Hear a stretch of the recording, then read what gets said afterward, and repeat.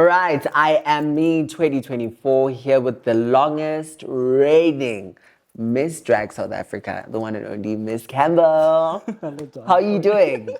I'm a little hot, but your girl can't complain. It's an honor to be within this space and Yeah. just to be visible here. Thank you so much. Speaking of visibility, let's chat about I am me 2024 and being a part of a conference like this. So I will say to you, this is my second one actually, because I attended the one in Cape Town as well. So I'm well informed on what we're trying to do here and how inclusive we're trying to be with corporate companies, because we don't just want you to support once a month. We want you to support 12 months of the year. I don't just want it now and then. It needs to be a persistent thing. And for growth for queer individuals, because we've got the talent. Why are you making it seem like we don't have the same skills as you do?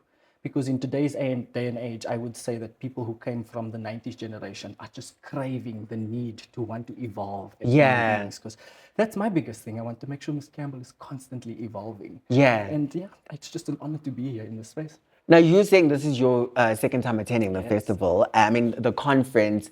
What are some changes that you're seeing, if any, by the brands that are attending, by the people attending? Numbers, brands, and CEOs that I would have never thought would want to be affiliated with queer people with disabilities or any other things that people find other is a big reality check to me, because it's showing me that with just a little, somebody just needs to put their hand out towards you, and you need to take that with both hands. If you're hanging on with one hand, my love, it's not going to last. It's not going to last.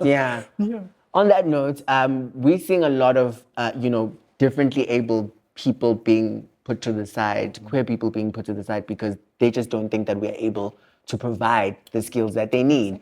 What would be your response to that? A business owner, a CEO who does not want to employ someone purely based on the fact that they are disabled or that they're queer? All I'll say to you is that you're missing out on the talent that this person has and that this person can bring to your company. Because companies need to be a safe space for you, because you go there every day. You can't just want to go there and some days you feel comfortable and some days you don't. You don't, yeah. Because for the heterosexual people out there, you go about your life without any question or without any uncertainty about yourself.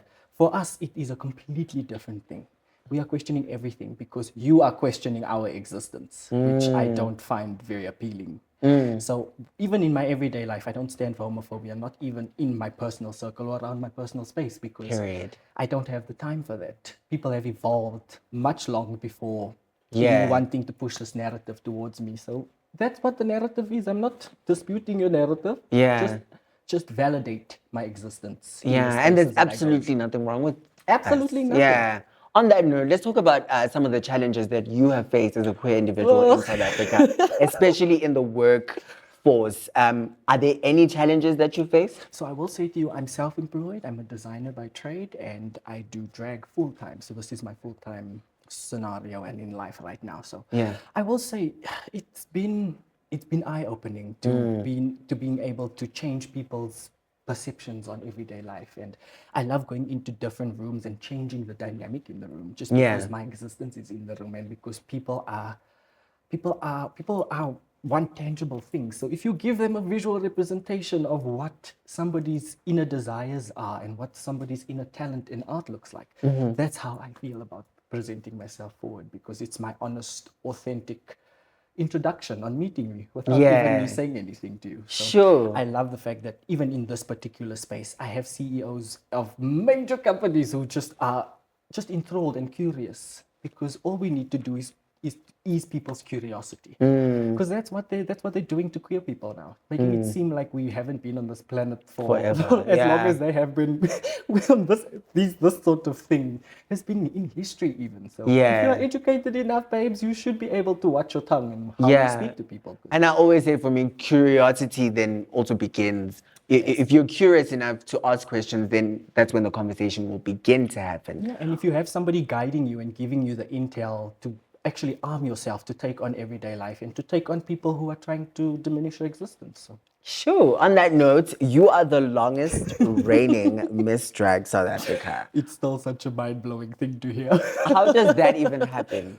So what happened was I was crowned in 2020 and they were not able to reinstate the competition due to the pandemic's backlash and just the pandemic's after effects.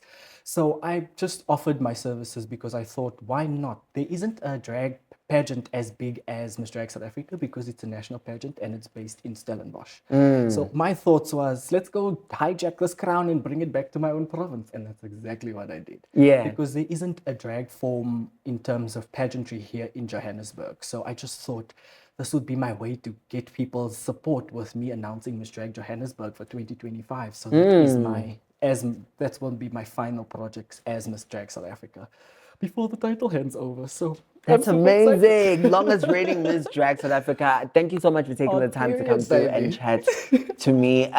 Just as we wrap it up, what are your hopes for a conference like this that aims to, bring a spotlight to people who usually aren't shined a light on? I would hope that a moment like this validates who you are as an individual. Because right now, in this day and age we live in, it's tough to even leave your house when you are a queer individual. It's tough to make decisions for yourself, making sure you make the right decision and not put yourself in harm's way. Because a lot of the time, that's what's happening with queer bodies. People who lack the information are threatened by their existence or even just by them existing as a human being. So all I'll say to people out there is go into every room with a little bit of kindness because you never know what the people around you are going through. So love to you all and au revoir from Miz Cambell. I say it all right, Miz Cambell. We'll be back.